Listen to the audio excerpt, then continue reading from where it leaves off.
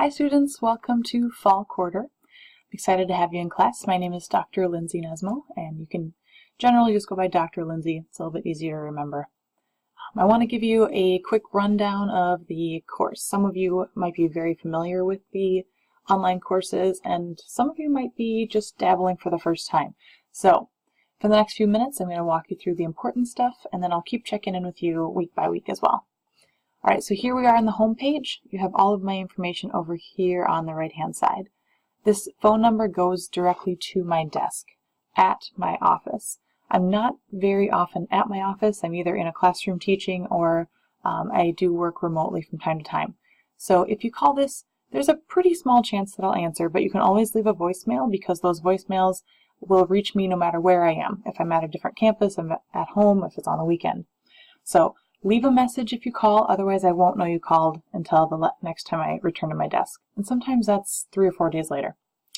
Alright, if you want to get a hold of me quickly though, email is the best place to do that.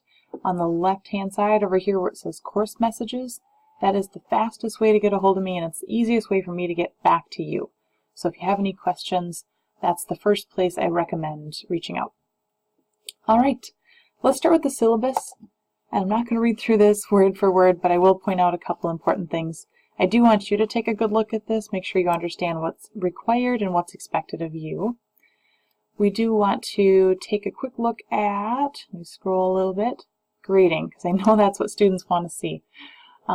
This course is laid out in a way that it's pretty equal, all right? And what I mean by that is every assignment that you do or you complete weighs somewhat equally on your grade. So it's not all dependent on one test or all on one assignment.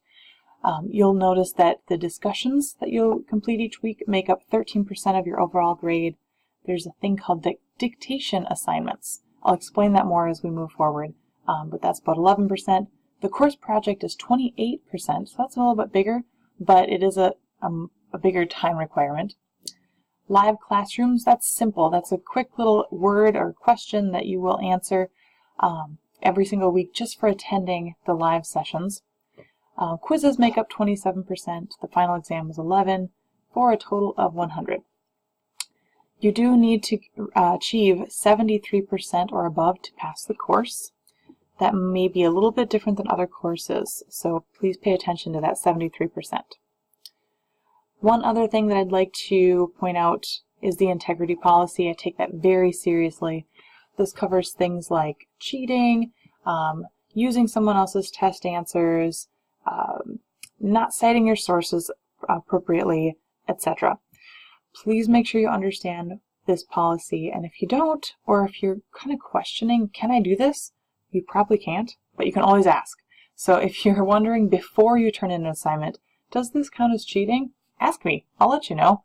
I am not at all afraid of questions, but I will report behavior that is unethical if you don't ask me first. So check with me if you have any questions, otherwise you should be good to go. Alright, let's take a look at the calendar up here on the right hand side. If you click on calendar, your calendar will look different than mine because your calendar is going to have all of your classes. My calendar has all of my classes. Alright, we're starting in October. You'll see we begin on Monday the 2nd. And your class, your first things will be done, will be due on Tuesday and Saturday.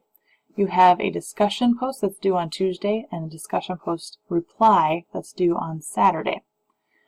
I know that Monday to Tuesday is a very short turnaround. So for this first week and first week only, you will have a little bit of leeway with this first assignment. If you can get that in by Wednesday, that's great. If any of you are joining the class late for any reason, if you're being enrolled late due to any of the storms that happen in Florida or out on the East Coast, as long as you have those first week assignments in by Saturday, there will be no penalty. But again, that leniency only applies to week 1. All due dates after that will be as they are posted on the calendar. So get yourself familiar with this calendar. Make sure you understand the difference between the initial post and the reply post and all of your other assignments. But I think it's pretty straightforward. Alright, let's go back to class. Here we go.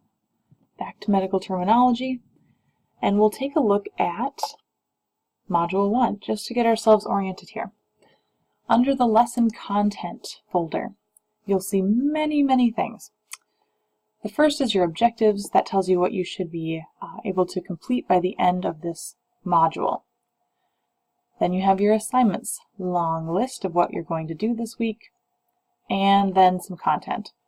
So the first section here, how will you use medical language? That's a really important topic, right? Why are you even in this class? Why are you forced to take this class? How is it going to benefit you in the future? Take a look at that information. Some of you actually probably use medical terminology more than you know already. In addition, you can pick your program. So whichever program you are enrolled in, go ahead and click on that. You'll learn more about how you will use medical terminology in your field. And then we start with words. 2 very short videos here, basic word parts and combining forms. I think that they are a good representation of how to take very simple things, put them together like puzzle pieces to create big fancy words that we're going to learn in this class. Very short videos, worth your time. Alright, and then every single module will have something that looks like this, looks like a little package. These are important. Don't skip this. This is going to help you immensely. When you click on this, it'll open up a new page. And it takes a while for that to come around. But it opens up a page like this. This is awesome. Use it. You can scroll through every single page and you'll come across these things called knowledge checks. Now these are not graded in any way, but they're incredibly helpful to you as you start to prepare for your quizzes each week. So when you start these activities, it'll ask you a question and you can type in an answer and it'll tell you, oh, nope, you're not right. Or you are right and you can continue. Let's see, so just drop down, I'll just select some words here, and am I right? I'm only partially right. I think that these questions are really going to help you as you move forward. So use those as study questions. All right, lastly, a little slow on the scroll here, your course project is introduced in this first folder. All right. Sorry for the lag time here. Oh my goodness. Sorry. Okay, I think we're all loaded. So the course project is introduced here. I'll give you a quick rundown. You're going to be looking through a medical record. If you're familiar with medical records, this should be a breeze for you. If it's something new, it might take a little more time, but it's meant to be an introduction. All right. You are going to do your first assignment in Module 2. You're looking at clinical notes. Then in 3, you'll look at a medical history of a patient. In Module 4, you'll look at test results. Then 5, treatment notes. And finally, in the last week, Module 6, you're going to look at a full medical record. All of those parts put together, and you'll be pulling out some medical terminology and being asked to know what those words mean. I think it's fairly straightforward. It's fairly simple. And as we go through each week, I will explain more about each topic. All right, every week has a study guide. Make sure you click on the study guide, download it. It should open a Word document. Sometimes students like to use the Word document as it is. Other students like to make flashcards out of this. So you can blow these up, you can print them out, you can just go ahead and highlight, copy, and paste them right into some online flashcard making software. You can use whatever you want. But things like Quizlet can be really helpful. So if you like flashcards, use this as your flashcard study guide. It'll be a great way to prepare for your quizzes every single week. All right, that's that. We do need to take a look at the assignment folders for this week. You have a discussion. Again, make sure that you are making that initial post and reply post by Saturday.